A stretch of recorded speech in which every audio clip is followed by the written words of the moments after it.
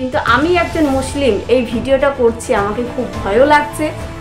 আর আমি ভিডিওটা করতে বসেছি, একবার করে ভাবছিলামও যে ভিডিওটা করব না কিন্তু হ্যালো বন্ধুরা, আশা করি সকলেই ভালো আছেন, আমিও ভালো আছি।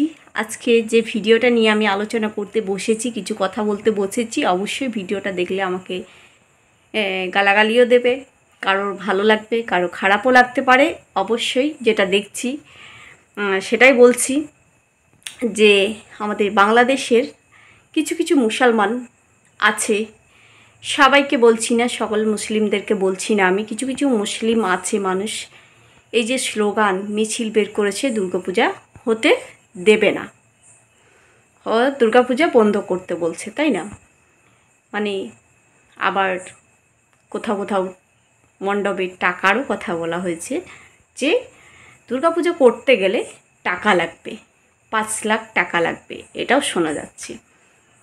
কিন্তু একটাই কথা বলছি, আমি কারো বিরোধিতা করছি না, আমি যে মুসলিমকে গালাগালি করছি বা মুসলিমের হয়ে মুসলমানের হয়ে কিছু বলছি তা কিন্তু নই। এই যে একটা ভেদাভেদ সৃষ্টি করছে, আমাদের তো মুসলিমরা যারা নামাজ পড়ছে মসজিদে, কই সেটা তো বন্ধ করতে বলে না, সেখানে তো কিছু কথা বলছে না, বলতে আসছেও না, কিন্তু কেন দুর্গাপুজো বন্ধ করতে কেন বলা হবে?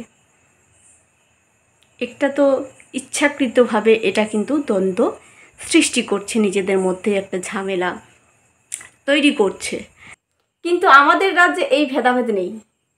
দুর্গাপুজো হচ্ছে আমাদের পশ্চিমবঙ্গে, অনেকেই রয়েছে, অনেক মুসলিম রয়েছে যারা শহরে রয়েছে, টাউনে রয়েছে, তাদের কিন্তু বাচ্চাদেরকে নিয়ে ঘুরতে বেরোচ্ছেন পুজো দেখাতে, কিন্তু তাদেরকে তো বারণ নেই, বারণ তো করেননি হিন্দুরা যে না তোমরা মুসলিম, তোমরা কিন্তু প্যান্ডেল দেখতে আসবে না, কি মণ্ডপে ঢুকতে পারবে না, এ কথা তো কিন্তু বলেনি।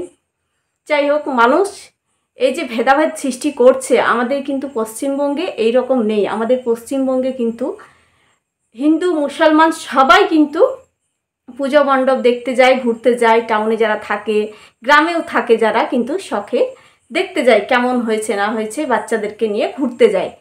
কিন্তু এই যে বাংলাদেশে শুরু হয়েছে একটা মিছিল, স্লোগান চলছে যে দুর্গাপুজো করতে দেওয়া হবে না, এটা ইচ্ছাকৃতভাবে একটা কি বলবো দ্বন্দ্ব সৃষ্টি করা, তাছাড়া আর কিছুই না।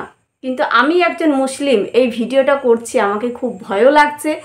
আর আমি ভিডিওটা করতে বসেছি, একবার করে ভাবছিলামও যে ভিডিওটা করব না কিন্তু না, আমি ভিডিওটা করছি।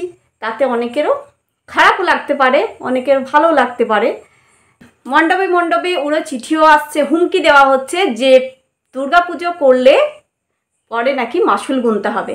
আর এটাও শোনা যাচ্ছে যে দুর্গাপূজার পর যে প্রতিমা বিসর্জন করা হয় সেটাও কিন্তু করতে দেবে না। কিন্তু সরকার কাছে একটাই বলবো যে ব্যবস্থা নেওয়া দরকার, যাতে হিন্দু সম্প্রদায় মানুষেরা ভালোভাবে দুর্গাপুজো করতে পারে। আর এটাও শুনতে পাচ্ছি বাংলাদেশের মানুষেরা অবশ্যই ব্যবস্থা নিচ্ছে যাতে দুর্গাপুজোটা ভালোভাবে করতে পারে হিন্দু সম্প্রদায়রা, সেটাও কিন্তু ব্যবস্থা নিচ্ছে। সবাই একটাই কথা বলবো যে হিন্দু মুসলমান সবাই মিলেমিশে এক হয়ে থাকাই দরকার, এই রকম দ্বন্দ্ব বিবাদ না করাই উচিত।